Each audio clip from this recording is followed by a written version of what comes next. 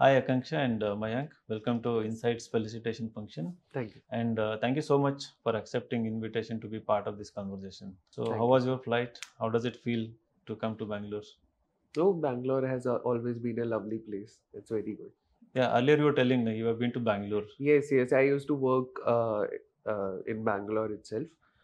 Bangalore and Mumbai, I used to switch. I've been here for almost 1.5 years. So it's a lovely city, lovely weather. So what about you? First time visit to Bangalore? Yeah, first time visit from north to south. Oh, And good. I Where did like you this fly place. from? Delhi. Delhi. Okay, great. So you said you were there 1.5 years in Bangalore. Yes. Did you pick up some Kannada? Oh yeah, I learned that if you have to take an auto rickshaw, Hmm. say something tutti frutti Kannada and add the word Madi into the end. It generally works. Okay. Yes. So how does it feel to be a topper now? So So it feels good, and I'm like, first of all, it feels like that I'm very grateful to be here Mhm. because I believe that when you're into the list, there's a very slight difference between the ones who make to the list and between the ones who do not. Correct. So I think first of all we should be very grateful, and it really feels very blessed and great to be. So For me, the feeling is still settling in. I'm mhm. trying to process it. The- Overall, I'm happy. I am happy with the win. Mhm. So it's all going well. So people around you celebrate, like when you succeed, and you would have definitely seen this phase, before becoming successful, and now after becoming successful. How does it feel? How do you analyze, from your perspective? How do you see this, trend where your relatives, your friends, and maybe your detractors also in some cases, they start celebrating? Hmm?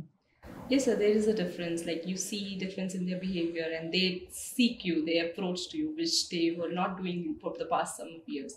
But sir, I think that it is fine. Like it's normal and it's in human nature, and we should just accept it with utmost dignity. And Mm-hmm. that is the thing which we Very should good. do. I think the whole family prepares with you when you're preparing for this specific examination. And when you clear, the whole family clears the examination as well. So for some, the feeling is quite genuine. For some, there might be a factor of envy or jealousy. But overall, I think uh, it's good and it works for you if you remain grounded and show the gratitude because it's a happy moment and others should share the happiness as well. No, that's a good line you said, the whole family prepares together, True. Yes. right? So that means you had your family support throughout your journey. Yes. I resigned from my job when pandemic struck. Mhm. I went back to my home and They supported your decision. yes. It was a strategic decision. I knew that with the job, this process won't. It will get into an endless cycle, and I Mhm. wanted it to end as soon as possible. So my family has been very much supportive. The dinner conversations with all four of us, my younger brother, my mother, and my father. Mhm. So it has allowed me to gain some clarity of mind, some clarity of thought, some critical analysis of points as well. That has helped, and there's nothing in this world that can match mother's own food. So so that I was very fortunate that way. Okay. So what about you? Like your college days, and from where did you graduate? Was this dream of getting into civil service? Was it a childhood dream or something that came later? Sir, I'm from Delhi Hmm. and my home state is also Delhi. So I graduated from Delhi University and mostly my education has been in Delhi only. Hmm. And if I talk about my dream to be in civil services, it was majorly because like my Mosaji is in services. Hmm. He's in he's a state PCS so officer in UP. Hmm. So he has always been my inspiration, and he was the only reason who made me feel that yes, being a civil servant is a kind of job which I think is made for me, and Hmm. I'll be apt for it. So how does one's academic background or the experiences you go through during your college days, do you think they have any kind of bearing on how you prepare and succeed in this examination? What do you think? Especially in graduation, Hmm. if you are from a good college where the ambience and the exposure is good, It helps you, especially in personality test, because it is a test which tests your whole personality, and that is driven by a lot of factors, in which graduation plays a big role. But at the same time, I think that it does not matter from which college you are from. If you are able to develop that personality by your own, and you can work on your own lacunas, so I think it is more or less upon you that how you prepare and how much you work upon yourself. Hmm. I agree with her, but I'm from engineering background, and we have this famous saying that engineering teaches you to be everything other than being an engineer. So the whole environment which engineering and the other scientific backgrounds, especially the medical sciences as well, they provide is all of the pressure that we have to handle. Sometimes we buy books just one day before the exam, and this exam is something which tests your personality, pushes you to your limits, and then throws you at very unprecedented situations. So I think that pressure handling, that re-strategizing according to the situations, according to the questions presented, that I think has helped me. My college has helped me. And now I realize in my university, the final exams are based on the pattern of how we give our mains exam. So 9 to 12 one paper, and then 2 to 5. So earlier we used to curse our the whole system that who does like that, 6 papers in 3 days. But when I started writing mains, then I realized, oh, that is something that I've already went through, and this is something. So my stamina is already tested somehow. So the whole environment, which are all universities, our friends, everybody provides, I think that has a very large bearing on the paper. So earlier you said that even if they're not from good colleges, they have to develop their personality. Yes. How does one develop it, like in your opinion, like especially during the civil service preparation? What people do is that they may join coaching, and they are hooked to their books and confined to their rooms. What is your solution? So I think that developing your personality is not a 1 year or 2 year thing. It is something which we do since our childhood. So it matters a lot. But yes, if we give time, like I think reading books is a very good thing to develop your personality. Or we should not just indulge ourselves in studies only. While preparing, also we should focus on whatever is happening around us. We should go for the movies. We should talk to people as much as we can. In Delhi, especially, there are a lot of sessions which happen. There are a lot of seminars. I think we should attend them, meet as many people as we can. So just get a good exposure. Like, were you able to do all of this? In Delhi University, I think Delhi University is great for the exposure. And my college taught me a lot of things. There are a lot of opportunities, a lot of events. Sorry, which college? Shahid Sukhdev College of Business Studies. Good. It is a college of business. So I think my college has a great role in my preparation. So you were able to attend in all these events, and yeah, I was also in the organizing team. You get to learn a lot of things, Leadership. especially the leadership skills. Yes. So you might have gone through this year question papers. Prelims question yeah. paper. Yes. So you also wrote, right? Yes, yes, yes. So and you have cleared it. Yes, yes. Okay. How does it feel? Now, nowadays we are congratulating people, those who are clearing prelims as well.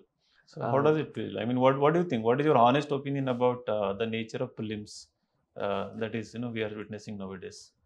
Sir, I think we all have an understanding somewhere in the back of our mind that this exam is not an exam of selection, but an exam of elimination. So at every stages, even if we make smaller mistakes here and there, we are eliminated. And we need to ensure that that our whole preparation strategy is based, and it is in line with what UPSC has said on the syllabus. So I think the paper per se, the nature of questions in general studies paper was generally easy, but the option setting was very much difficult. This is something which people could not estimate. But anyway, unpredictability is the only predictability in this examination.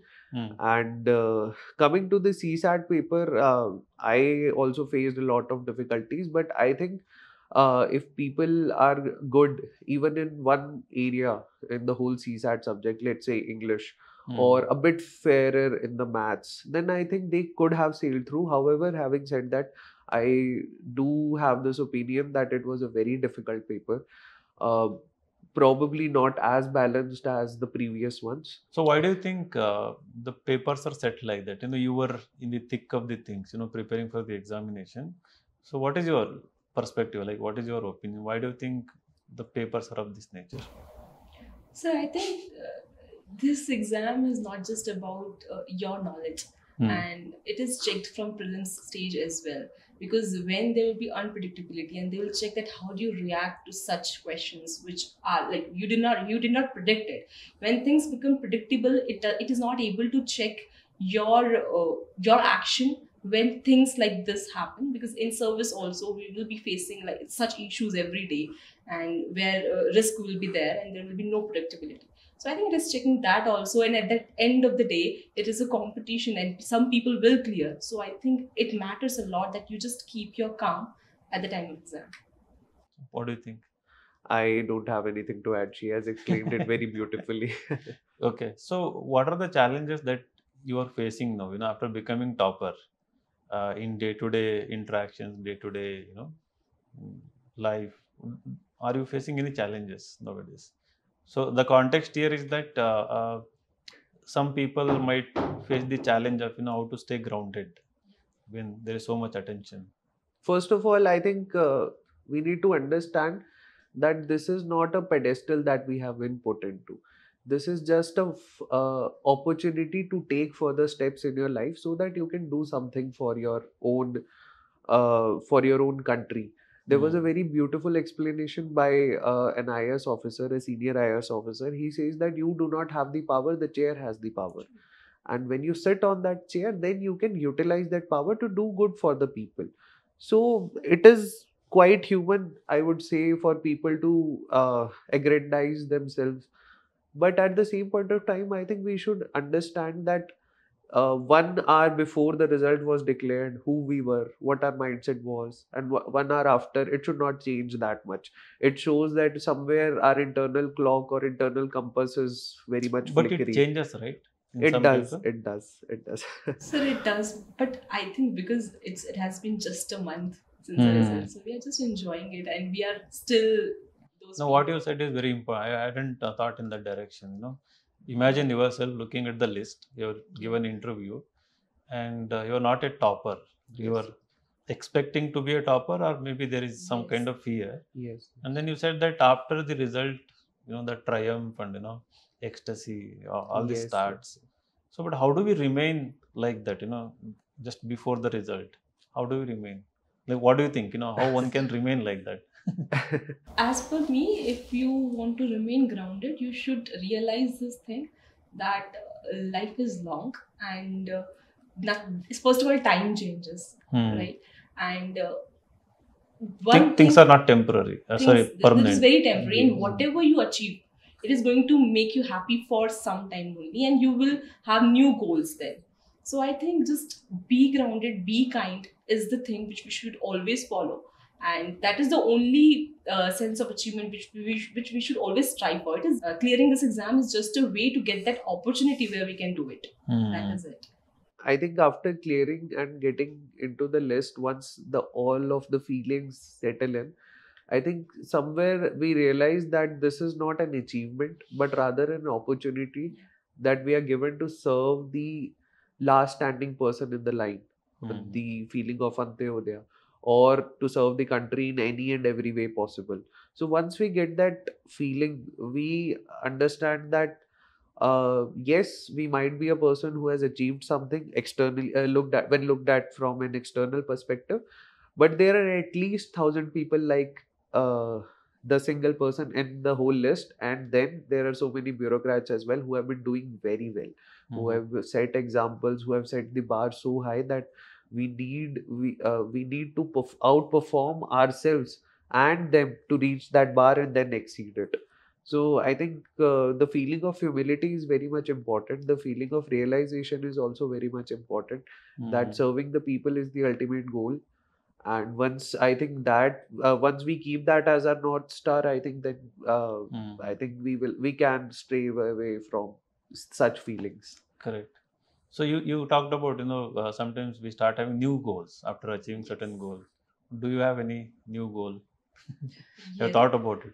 Yes. If I talk about myself, right now my first goal is that I have to improve my rank, and second is that I have to develop my personality. I have to develop as a person. You're already good. Like, what else you want to develop? As a person, I think every day I am getting to learn a lot of things. I'm meeting a lot of people, and I like something or the other in a person, and I try to like observe it and do it with my own life. So one thing is that, and that is like your goals change every day, and you will always be having, like, if you become IAS, and you will be having this thing that you should get your own cadre. So a lot of things are there. So goals change, very relative. What about you? Do you have any goals? For me, personality development is a very good goal that I have kept. I have to become, my short-term goals are to become the topper of my batch in training, then start serving as nicely and as amazingly as possible to my capabilities, increase them. I also have a backlog of books that I need to read. The top two among them must be Methods in Madness by Mr. Parmeshwaran Iyer and The India Way by Dr. S. J. Shankar. These two books I have to read as soon as possible. And then probably improve my rank as well. That is the most short-term goal, the first goal that I have to achieve right now. And see, because you mentioned these books, you are going to be part of that India which is, very assertive nowadays, and would be superpower in 1 or 2 decades maybe. And how does it feel?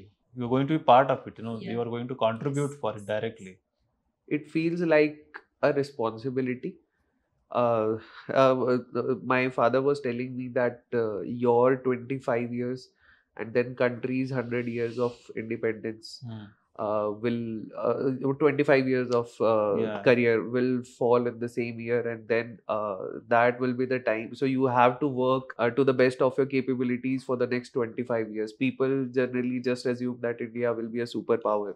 But we need to understand that there needs to be a lot of work that needs to be done in order to achieve that. And as excited as I am to work in order to achieve that goal, I also understand that I need to develop my capabilities in order to allow myself to contribute to achieve that goal. So you got 190 in the interview, which is a good score. Yes. How did that happen? I thought I should have gotten more. Generally, that is very good. That's a good thinking actually. Generally, I think 190 numbers is justified considering the way my interview went. Generally, I do have a idea that my interview would be a bit of above average difficulty owing to the whole background that I have. And then I get excited when the difficult questions are put into. So, but I expect the questions to get more and more difficult so that I can pull the marks, so that I can just show that I am ready to face that much pressure in such situation. The questions were asked were very relevant, very good. They ranged from money laundering to corporate ethics to hate speech in the society, how one is going to take care of such situations, being put in the situation of a DM or a chief secretary of the state, then about the taxation structure, the indirect taxation structure, especially in the automobile sector, given my background, and then whole of this corporate government partnership issues, the issues that might crop up. So I think these were the major highlights of my interview, and I certainly wanted it to be much more difficult, or to be very honest, so that I could pull more marks. But I am happy that whatever situation I was given, I could mildly justify it. How was your experience? My experience with my interview was very good. I was the first one to go for the day. And my interview was like that I was having interaction with some with senior intellectuals and officers. It went so smooth that I knew that I did good, and my experience was very good. And I think because my background is very varied. I did my graduation in computer science, then I did MA in public administration, and then I did law. So and my option was public administration. So a lot of questions, scope was very high. So my interview was very good. How much did you score? 187. That's good score, very good. So, and both of your public administration as your Yes. optional, Yes. it is considered as risky optional nowadays. Did you know that when you went for this optional, and how did you prepare? I didn't know that this option is risky at the time when I chose it. In fact, people were saying that it's a scoring subject. But right now, yes, it has become a little bit risky subject. But I think that it does not matter that which optional you opt for. It is all about your preparation. And I really believe that. I'm not just saying that just for the sake of saying it. You just go by the previous year question papers and you just follow the trend and you just work hard in that subject. You'll be able to score good marks. So how do you differentiate yourself, in your optional answers? From where do you bring certain value addition? I try to enlist the sources that I'm going to add to my answers, and then I try to stick to them. So I have 3 or 4 major sources. First is second ARC, which I think is a must in this. Then we have certain committees as well. Then what I used to do was I used to search for examples, the real life examples of bureaucrats, for police officers, for IAS officers, forest services officers, revenue services officers who have done exceptionally well. And in stressing situations as well, because they form a very good source to put into the answers, and certain international examples is this as well. Once these were taken care of, then I used to refine my answer writing and check which situation, which answer, which example could I give in such situation, which diagram I could make, which theories I could link between paper 1, paper 2. So this was my major strategy for the evaluation. Now there is vast information, so available for everyone. So many websites, institutions, materials, everything. So how did you, selectively prepare, like GS and everything? Did you refer to insights by any chance? Yes. Insights has been a very big part of my journey. Especially the prelims and the mains part, wherein it provided me a very relevant source of questions, both concerning the current affairs and the static part, and then the mains program as well, the answer writing program. I think peer review is something which is not present in most of the cases, but this is something that Insights provides. Correct. So I think this, especially for working professionals, I think it helps. Yes. So it provides a very good insight, a very good critical analysis of the answers. In general, I kept away from social media. I draw a very clear, bold line between my personal life and my study life. So I kept YouTube and other things for entertainment and entertainment purposes only, and I kept the other websites such as Insights only for the study purposes. Yes, there were some cases here and there where I needed to understand something from YouTube, just type it 5-minute video and just take it off. But otherwise, I allowed the YouTube entertainment algorithm to play its part and keep me entertained. Good. What about you? How did you use internet in general?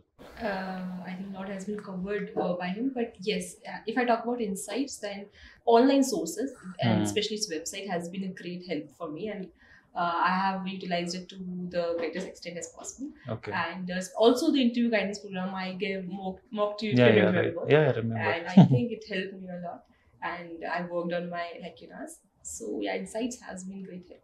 So how did you bring the discipline in your preparation? So I see nowadays, even aspirants are so participative, so vocal on, social media. Yes. Forget about the toppers, even the aspirants actually. So they waste lots of time. So how did you maintain the discipline? I was very sure. Being from corporate background, I do have some insights into how social media marketing or everything works. So I do know that me commenting in some post or some video is not going to make any certain change. The only change I could make was within myself, and whatever I could do was keep my head down and study. I had a policy just after corporate, because my life was very much outgoing, it was very much fun, and suddenly I have to sit for 14 hours, let's say, to study. So, and this was the first time I was sitting at a studying table to study for the whole my GE preparation, whole engineering, whole 10th class. I studied by sitting at my bed. So I took a printout of a line that head down, hands down, please study. So depending on the process where we are in the examination, we have to study between 10 to 14 hours. This is the average that we have to give. Now if we deduct these hours from 24 hours, we have 10 to 14 hours still. So in those hours, I kept my head up, I kept my hands up, and I had fun. So like I said, I drew a very bold line between my personal life and my studies. So I was very much able to maintain a balance. It was never, I never got the feeling that something is going over the board or I'm not able to do it, time management issues. Yes, it is a part and parcel, but more or less it was under control. Okay. So thank you so much for again coming here and sharing your experiences. It was really great having this conversation with you, and looking forward to your participation tomorrow in felicitation. And we're expecting around 120 toppers to congregate, gather here. They say it is kind of a mini labasna here, and yeah, so Yes. people gel together. I hope you will have a great time. Thank you for And having us. Honorable Chief Minister is also coming, and I'm sure he will deliver a great speech and great words of wisdom for you. Right. I hope you enjoy your stay in Bangalore and explore Bangalore as well. Thank you for having us, Thank you sir. so much. Thank you, sir. Thank you. Yes.